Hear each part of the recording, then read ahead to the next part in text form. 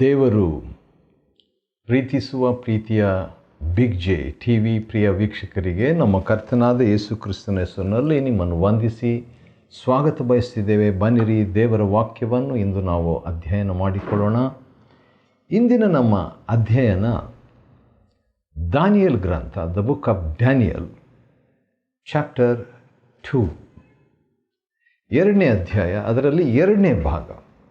2ನೇ ಭಾಗ ಬಂದು 2ನೇ ಅಧ್ಯಾಯ 25ರಿಂದ 49ನೇ ವಚನದವರೆಗೆ ಇರುವಂಥ ಭಾಗ 2ನೇ ಭಾಗ. ದಾನಿಯೇಲ್ 2ನೇ ಅಧ್ಯಾಯ ಸ್ವಲ್ಪ ದೊಡ್ಡದಾಗಿರೋದರಿಂದ ಅದನ್ನು 2 ಭಾಗವಾಗಿ ವಿಭಾಗಿಸಿ ನಾವು ಅಧ್ಯಯನ ಮಾಡಿಕೊಳ್ತಿದ್ದೇವೆ ನಮ್ಮ ಅನುಕೂಲತೆಗಾಗಿ.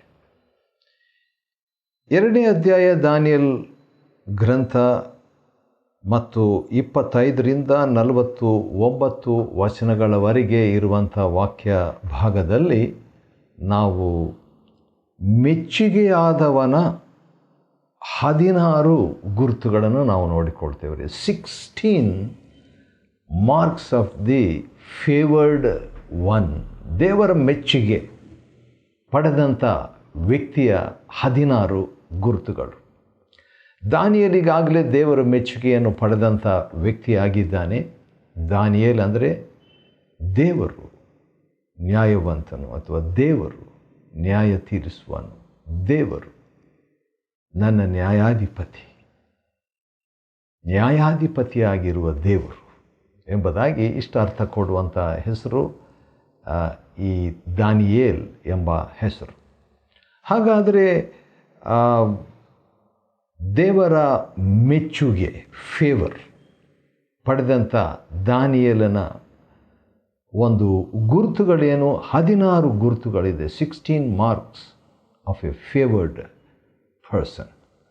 ಮೊದಲನೇದಾಗಿ 25ನೇ ವಚನದಲ್ಲಿ ನಾವು ನೋಡಿಕೊಳ್ಳೋದಾದರೆ, ಕೂಡಲೇ ದಾನಿಯೇಲನು ಏನು ಮಾಡ್ತಾನೆ? ದಾನಿಯೇಲನನ್ನು ರಾಜನ ಸನ್ನಿಧಿಗೆ ತ್ವರೆಯಾಗಿ ಕರ್ಕೊಂಡು ಹೋಗಿ, ಅಂದರೆ ಈಗಾಗಲೇ ನನಗೆ ಗೊತ್ತು ಆನ್ಸರ್, ನನಗೆ ರಾಜನ ಕನಸಿನ ಅರ್ಥ ಹೇಳಲಿಕ್ಕೆ ಶಕ್ತನಾಗಿದ್ದೇನೆ ಅಥವಾ ನಾನು ಹೇಳಬಲ್ಲೆ ಎಂಬುದಾಗಿ ದಾನಿಯೇಲನು ಹೇಳಿದ ತಕ್ಷಣ ಅರ್ಯೋಕನ್ನು ತಡ ಮಾಡದೆ ಬೇಗನೆ ರಾಜನ ಹತ್ರ ಕರ್ಕೊಂಡು ಹೋದಾಗ, ರಾಜನೇ ಕನಸಿನ ಅಭಿಪ್ರಾಯವನ್ನು ತಿಳಿಸಬಲ್ಲ ಒಬ್ಬ ಯೆಹೂದದಿಂದ ಸೆರೆಯಾಗಿ ತಂದವರಲ್ಲಿ ಹಾಗಾದರೆ ಈ ವಾಸ್ ಎ ಪ್ರಿಸನರ್, ಆತನು ಖೈದಿಯಾಗಿದ್ದ ದಾನಿಯೇಲನು. ಸೆರೆಯಾಗಿ ತಂದವರಲ್ಲಿ ನನಗೆ ಒಬ್ಬನು ಸಿಕ್ಕಿದ್ದಾನೆ ಅಂತ ಹೇಳಿದಾಗ, ರಾಜನು ಬೆಲ್ತೆಶಚ್ಚರನೆಂಬ ಅಡ್ಡ ಹೆಸರಿನ ದಾನಿಯೇಲನನ್ನು, ನಾನು ಕಂಡ ಕನಸನ್ನು ಅದರ ಅರ್ಥವನ್ನು ನನಗೆ ತಿಳಿಸಬಲ್ಲೆಯಾ ಎಂಬ ಪ್ರಶ್ನೆ ಮಹಾರಾಜನೀಗ ಸೆರೆಯ ಖೈದಿಯಾಗಿರುವಂಥವರಲ್ಲಿ ಒಬ್ಬ ಯವನಸ್ಥನಾದ ದಾನಿಯೇಲನ ಕೇಳಿದಾಗ, ಅದಕ್ಕೆ ದಾನಿಯೇಲನ 27ನೇ ವಚನದಲ್ಲಿ ಕೊಟ್ಟಂಥ ಆನ್ಸರ್ ಭಾಳ ಚೆನ್ನಾಗಿದೆ. ಅದೇನಂತ ಹೇಳಿದ್ರೆ, ರಾಜನು ಕೇಳುವ ರಹಸ್ಯವನ್ನು ವಿದ್ವಾಂಸಕರಾಗಲಿ, ಮಾಟಗಾರರಾಗಲಿ, ಜೋಯಿಸರಾಗಲಿ, ಶಕುನದವರಾಗಲಿ ಯಾರು ರಾಜನಿಗೆ ತಿಳಿಸಲಾರರು. ಯಾರಿಗೂ ಆಗಲ್ಲ ಅದು. ಆದರೆ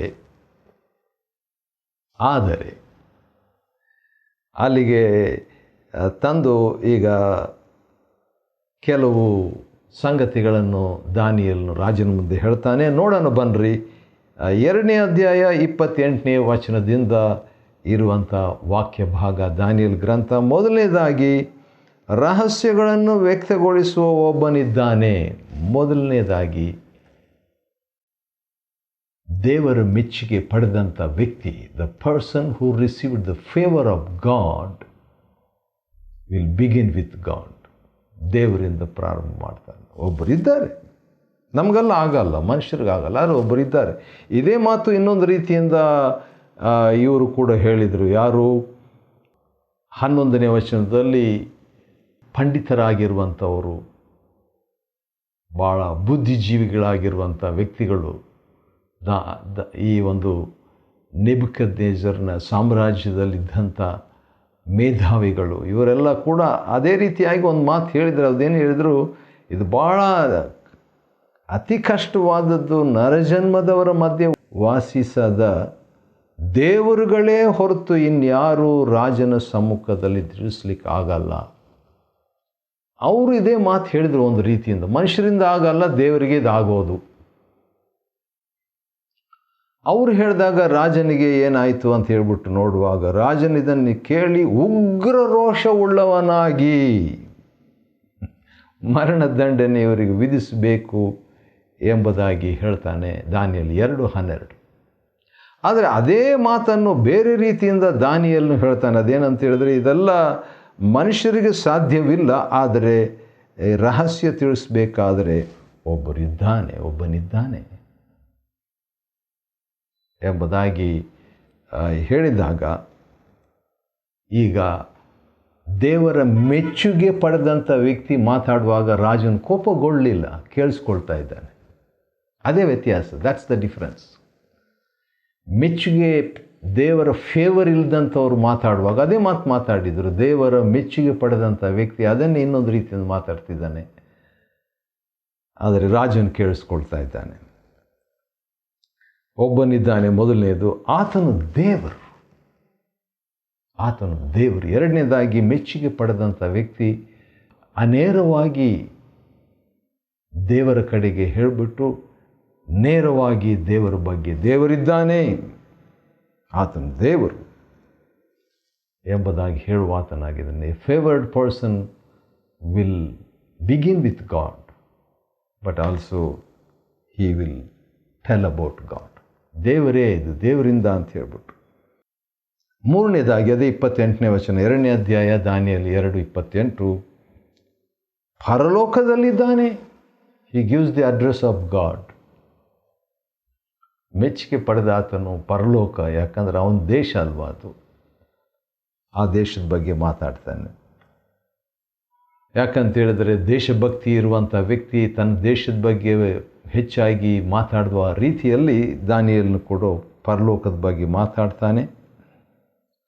ಮತ್ತು ಉತ್ತರ ಕಾಲದಲ್ಲಿ ನಡೆಯತಕ್ಕದ್ದನ್ನು ಆತನೇ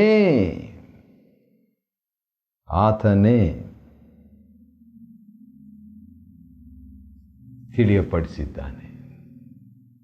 ನಾನು ತಿಳಿಯಪಡಿಸ್ತೀನಿ ಎಂಬುದಾಗಿ ಹೇಳಲಿಲ್ಲ, ಸ್ಟಾರ್ಟ್ ಮಾಡಲಿಲ್ಲ.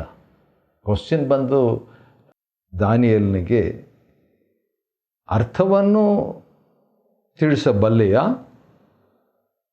ಎಂಬುದಾಗಿ ಕೇಳಿದಾಗ ದಾನಿಯೇಲನು ದೇವರು ತಿಳಿಸ್ತಾನೆ ಎಂಬುದಾಗಿ ಹೇಳುವಾತನಾಗಿದ್ದಾನೆ. 5ನೇದಾಗಿ 16 marks of a person who is favoured by god. ದೇವರ ಮೆಚ್ಚುಗೆ ಪಡೆದಂಥ ವ್ಯಕ್ತಿಯ 16 ಗುರುತುಗಳಲ್ಲಿ 4 ನಾವು ನೋಡಿದ್ವಿ. ಇನ್ನೂ ಕೂಡ ಇದ್ದಾವೆ, ನೋಡೋಣ ಬನ್ನಿರಿ. 29ನೇ ವಚನದಲ್ಲಿ ನೋಡುವಾಗ, ರಹಸ್ಯಗಳನ್ನು ವ್ಯಕ್ತಗೊಳಿಸುವಾತನು ಮುಂದಾಗುವುದನ್ನು ನಿನಗೆ ಗೋಚರ ಮಾಡಿದ್ದಾನೆ. ಮತ್ತೆ ಇನ್ನೊಂದು ರೀತಿಯಿಂದ ದೇವರ ಬಗ್ಗೆನೇ ಹೇಳ್ತಾನೆ. ಹೌದು, ದೇವರ ಮೆಚ್ಚುಗೆ ಪಡೆದ ವ್ಯಕ್ತಿ ಆ ಭವಿಷ್ಯವನ್ನು ಹೇಳಿದರೂ ಕೂಡ ಅದನ್ನು ದೇವರಿಗೆ ಕನೆಕ್ಟ್ ಮಾಡ್ತಾನೆ. ಇನ್ನೊಂದು ಸಾರಿ ಹೇಳ್ತೇನೆ, ದೇವರ ಮೆಚ್ಚುಗೆ ಪಡೆದ ವ್ಯಕ್ತಿ ಭವಿಷ್ಯದ ಬಗ್ಗೆ ಹೇಳಿದಾಗ್ಯೂ ಕೂಡ ಅವನು ದೇವರಿಗೆ ಅದನ್ನು ಸ್ಪಂದಿಸಿ ಮಾತನಾಡುವವನಾಗಿದ್ದಾನೆ. ಆ ರೀತಿಯಾಗಿ ಹೇಳಿಬಿಟ್ಟು 30ನೇ ವಚನದಲ್ಲಿ ದಾನಿಯೇಲ್ 2ನೇ ಗ್ರಂಥದಲ್ಲಿ ದಾನಿಯೇಲ್ ಒಂದು ಮಾತು ಹೇಳ್ತಾನೆ. ಸೂಪರ್, ಅದು ಭಾಳ ಚೆನ್ನಾಗಿದೆ. ಅದು ಏನಂತ ಹೇಳಿದ್ರೆ, ಇದು ದಾನಿಯೇಲ್ ಮಾತಾಡೋದು, ನಾನೇ ಎಲ್ಲ ಜೀವಂತರಿಗಿಂತ ಹೆಚ್ಚು ಬುದ್ಧಿಯುಳ್ಳವನಂತಲ್ಲ. It's not that I am the most wisest man. ದೇವರ ಮೆಚ್ಚುಗೆ ಪಡೆದಂಥ ವ್ಯಕ್ತಿ ದೀನನಾಗಿ ಅರಿಕೆ ಮಾಡುವವನಾಗಿದ್ದಾನೆ. A man who is favored or a woman who is favored by God will confess with all humility. ದೀನತ್ವದಿಂದ ಆರೈಕೆ ಮಾಡ್ತಾನೆ. ನಾನಲ್ಲ ಅಂತ ಹೇಳ್ಬಿಟ್ಟು ತನ್ನ ಕಡೆಗೆ ಅವನು ಫೋಕಸ್ ಮಾಡ್ತಾ ಇಲ್ಲ. ಆದರೂ ಅದೇ ಸಂದರ್ಭದಲ್ಲಿ ಅವನು ನಿಜ ಹೇಳ್ತಾನೆ. ಅದೇನಂತ ಹೇಳಿದ್ರೆ, ಈ ರಹಸ್ಯವು ನನಗೆ ವ್ಯಕ್ತವಾಗಿದೆ. 30ನೇ ವಚನ. ಅದೇ 30ನೇ ವಚನದಲ್ಲಿ ಎಲ್ಲರಿಗಿಂತಲೂ ನಾನು ಬುದ್ಧಿವಂತನಲ್ಲ, ಆದರೆ ಅದೇ ಸಂದರ್ಭದಲ್ಲಿ ಇದು ದೇವರು ನನಗೆ ವ್ಯಕ್ತವಾಗಿದೆ ರಹಸ್ಯ ಅಂತ ಹೇಳ್ತಾನೆ ರೀ. ಅದು ದೇವರ ಮೆಚ್ಚುಗೆ ಪಡೆದಂಥ ವ್ಯಕ್ತಿಯ 7ನೇ ಗುರುತು. 7th mark of a person who is favoured by God. 7ನೇ ಗುರುತು. 8ನೇದಾಗಿ ಏನು ಮಾಡ್ತಾನೆ, ವ್ಯಕ್ತವಾಗಿದೆ ಅಂತ ಹೇಳ್ಬಿಟ್ಟು ಹಾಗೆ ಅದನ್ನು ಇಟ್ಕೊಳ್ಳದೆ ಅದನ್ನೆಲ್ಲ ವಿವರಿಸ್ತಾನೆ ರೀ. 31ನೇ ವಚನದಿಂದ ನೋಡುವಾಗ 36ನೇ ವಚನದವರೆಗೆ ರಹಸ್ಯವನ್ನು, ದೇವರಿಂದ ಪಡೆದದ್ದನ್ನು ವಿವರಿಸ್ತಾನೆ. ಸರಿ, ಆ ರೀತಿಯಾಗಿ ವಿವರಿಸಿದ ನಂತರ ಕನಸು ಇದೆ, ಇದರ ಅರ್ಥವು ಸನ್ನಿಧಿಯಲ್ಲಿ ಆರೈಕೆ ಮಾಡುವೆವು ಅಂತ ಹೇಳ್ಬಿಟ್ಟು ಅದನ್ನು ಕನಸನ್ನು ಹೇಳಿಬಿಟ್ಟು ಈಗ ಆ ಕನಸಿನ ಅರ್ಥವನ್ನು ಹೇಳಲಿಕ್ಕಿದ್ದಾನೆ. ಹೇಳೋದಕ್ಕೆ ಮುಂಚಿತವಾಗಿ ಒಂದು ಮಾತು ಹೇಳ್ತಾನೆ 37ನೇ ವಚನದಲ್ಲಿ. ಅದೇನಂತ ಹೇಳಿದ್ರೆ, ನೀನು ರಾಜಾದಿರಾಜ, ಪರಲೋಕದ ದೇವರು. ನೋಡಿ, ತಕ್ಷಣ ಮತ್ತೆ ದೇವರು. ಎಷ್ಟು ಸಾರಿ ದೇವರು ದೇವರು ದೇವರು ಅಂತ. ದೇವರ ಮೆಚ್ಚುಗೆ ಪಡೆದಂಥ ವ್ಯಕ್ತಿ ದೇವರನ್ನೇ ಕೇಂದ್ರೀಕರಿಸ್ತಾನೆ, ದೇವರನ್ನೇ ಫೋಕಸ್ ಮಾಡ್ತಾನೆ. ಪರಲೋಕದ ದೇವರು ಅಂತ ಹೇಳ್ಬಿಟ್ಟು 37ನೇ ವಚನದಲ್ಲಿ ಅದೇ ಮಾತು ಇನ್ನೊಂದು ಸರಿ ರಿಪೀಟ್ ಮಾಡ್ತಾನೆ. 44ನೇ ವಚನದಲ್ಲಿ ಪರಲೋಕದ ದೇವರು. ಅದೇ ಮಾತು ಇನ್ನೊಂದು ಸಾರಿ ರಿಪೀಟ್ ಮಾಡ್ತಾನೆ 45ನೇ ವಚನದಲ್ಲಿ ಪರಲೋಕದ ದೇವರು. ನೋಡ್ರಿ, 3 ಸಾರಿ ದೇವ್ರ ಬಗ್ಗೆ ಮಾತನಾಡುವಾಗ ಪರಲೋಕದ ದೇವರು ಎಂಬುದಾಗಿ ಹೇಳುವಾತನಾಗಿದ್ದಾನೆ. ಆ ರೀತಿಯಾಗಿ ಹೇಳಿಬಿಟ್ಟು,